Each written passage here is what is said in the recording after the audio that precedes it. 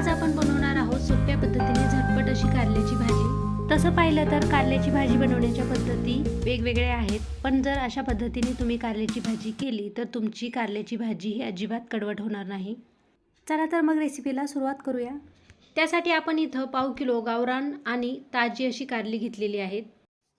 अशा प्रकारची गावरान कारली बाजारात क्वचितच मिळतात। बाजारात अशी कारली तुम्हाला मिळाली नाही तर याऐवजी तुम्ही डार्क हिरव्या रंगाची ही कारली घेऊ शकता। देठाकडचा भाग थोडासा काढून कारले मध्यभागी कट करून घ्यायचा आहे। त्यानंतर पुन्हा एकदा यांना मध्यभागी अशा पद्धतीने चिरून घ्यायचं आहे, जेणेकरून यामध्ये आपल्याला मसाला भरता येईल। अशा पद्धतीने आपण सगळी कारली चिरून घेऊ। आता ही कारली आपण सगळ्यात आधी शिजवून घेणार आहोत। त्यासाठी गॅसवरती एका पातेल्यात अर्धा लिटर पाणी घेऊन यामध्ये आपण 1 चमचा मीठ घालू। सोबतच यामध्ये आपण अर्धा लिंबू पिळून घेऊ। लिंबू आणि मिठामुळे कारल्याचा कडवटपणा कमी होतो। पाणी उकळल्यानंतर यामध्ये आपण चिरून घेतलेली कारली घालू। त्यानंतर चमच्याच्या मदतीने यांना एकदा हलवून घ्यायचं आहे आणि आता झाकण न ठेवता लो टू मीडियम फ्लेमवरती 12 ते 15 मिनिटे आपण ही कारली शिजवून घेणार आहोत। कारली ही शिजवून घेत असताना मधल्या वेळेत आपल्याला यांना 1 ते 2 वेळा हलवून घ्यायचं आहे। आता इथे 12 ते 15 मिनिटे होत आलेली आहेत। कारल्यांचा कलर ही चेंज झालेला आहे आणि कारली ही छान अशी शिजलेली आहेत। आता इथे आपण गॅस बंद करू। त्यानंतर यांना थोडा वेळ थंड होऊ द्यायचा आहे।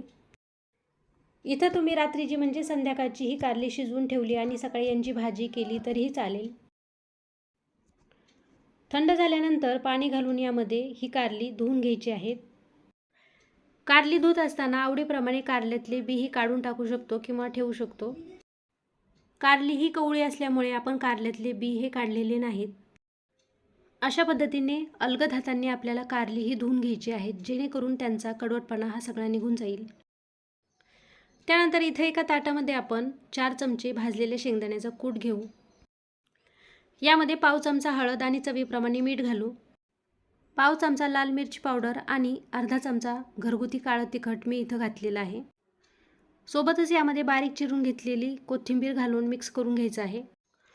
त्यानंतर इथं मिश्रण थोडंसं ओलसर होण्यासाठी यामध्ये आपण 1 छोटा चमचा तेल घालू। याऐवजी इथं तुम्ही पाणीही घालू शकता।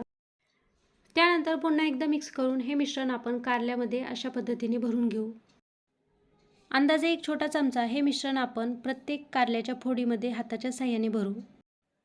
अशा पद्धतीने सगळ्या कारल्यांच्या फोडीमध्ये आपण हे मिश्रण भरून घेऊ आणि इथं सर्व मिश्रण हे कारल्यामध्ये भरून झालेलं आहे। त्यानंतर गॅसवरती एक कढई ठेवून आपण यामध्ये 2 चमचे तेल घेऊ।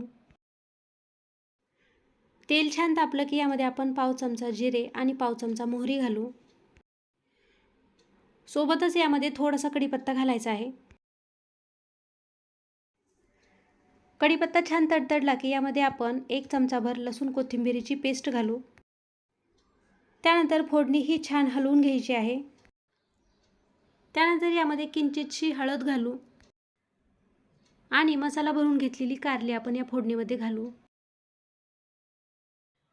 त्यानंतर अलगद हातांनी कारल्याच्या फोडी ह्या फोडणीमध्ये मिक्स करून घेऊ।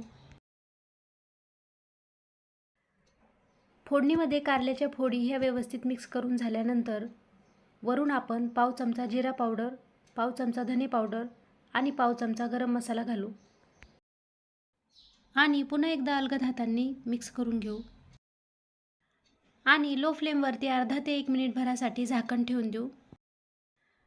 अर्धा ते 1 मिनिटानंतर आपण झाकण खोलून बघू।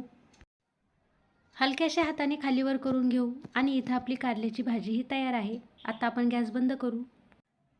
तर अशा पद्धतीने अजिबात कडवट न होणारी आणि सोप्या पद्धतीने बनवलेली कारल्याची भाजी तुम्ही नक्की ट्राय करा आणि व्हिडिओ आवडला असेल तर लाईक, शेअर आणि सबस्क्राईब नक्की करा आणि हो, बाजूलाच असलेलं बेल आयकॉन नक्की दाबा, जेणेकरून माझ्या प्रत्येक व्हिडिओचं नोटिफिकेशन तुम्हाला सगळ्यात आधी मिळेल। पुन्हा भेटूयात पुढच्या रेसिपीसह। तोपर्यंत नमस्कार।